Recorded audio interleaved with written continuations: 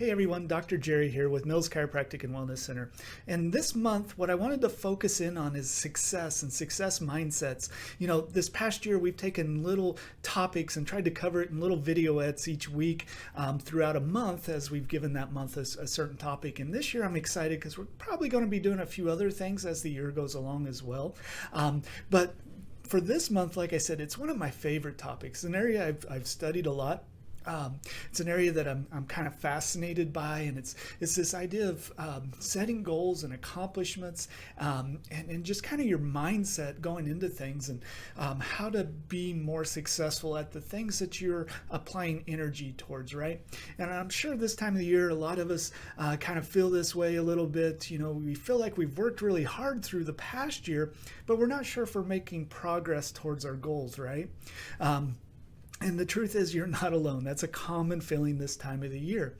Most people around this time of the year, they start setting new goals, but they also look back at some of their previous ones, and I've seen that they've kind of fallen by the wayside, and so they reinvest, their New Year's resolution, right? Which may not look all that different from last year's New Year's resolution because maybe they didn't make it very far into last year's. And so one of the first things I want to talk a little bit about, there's so much in this area that I wish we had time for, right?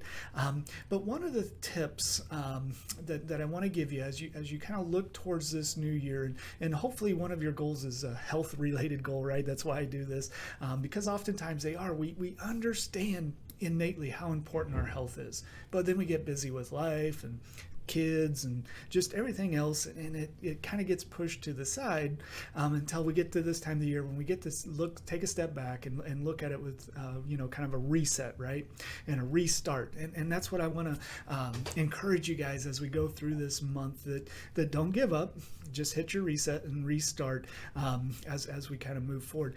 But when we set our goals up, one of the analogy, one of the things that I've learned, acronyms I'd learned through the years, is this idea called SMART goals. And SMART stands for specific, measurable, attainable, realistic, right? Like, we're not going to lose 30 pounds in the next 3 days. What's a realistic goal? And then it needs to be time-based, right? So when do I want to achieve this, right? So what's the future goal date? And then we work backwards, right? So, if I need to lose 30 pounds, for instance, over how long of a time am I going to give myself to do that? Perhaps 6 months is a reasonable set amount of time for that. And so then I got to work backwards. Okay, how much weight do I need to lose each week? How long is that going to take? How much effort? And then measure yourself each way.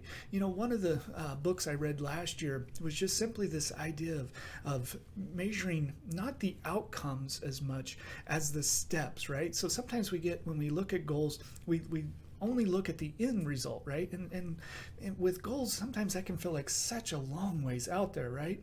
And it becomes unattainable, unrealistic, or unmotivational because it's such a future goal. But if you start working backwards and you have these predictive measuring sticks along the way, you can figure out how you're doing. So like, if your goal is to lose 30 pounds in 6 months, well, that's 5 pounds a month on average. Maybe we want to shoot for 8 the first month, so because we know those last 5 are going to be more difficult, right? So we want to give ourselves a little more time at the end. And so, okay, 8 pounds, that's 2 pounds a week, right? And then you just start going through it. Okay, at the end of the week, did I lose those 2 pounds? Well, I didn't. I only lost 1. Okay, well, what do I need to tweak in my goal? Do I need to eat better, a little bit better? Do I need to exercise a little bit more? Do I need to make a different food choice than what I was making this previous week, right? So that way we're not 6 months down the road and realize, well, we didn't hit our goal. We only lost 5 pounds, which is still success, right? That's one of the funny things about goals, is that even if we don't achieve the entire goal, as long as we made progress towards it, it's a step in the right direction, right? But anyway, I got completely off task there, and I made this video much longer. Like I said, it's an area that I'm very passionate about, because it really does, it's what I strive for in practice, is being able to see patients achieve their goals. Now, one of the things I want to remind you about is, as we kind of jump back into the new year, and a lot of people, are all gung-ho, they're all excited, they're ready to get back into it, but then they, maybe are a little ambitious and they get an injury, or maybe they ramp up the training a little quickly. Those are areas where definitely we can help to get you back on track so that goal isn't pushed out 6 more weeks. So many times I see people have great intentions, and then they get a tennis elbow or a shoulder that's acting up, and then they just shut down from their goals. This is a great time of the year. If you know somebody that's done that, or you yourself have done that, talk to us. Help us help you get back on your goals, right? Because it really does matter, and you're important, and your success is important. So anyway, sorry I went a little long. Until next time, stay healthy, stay well.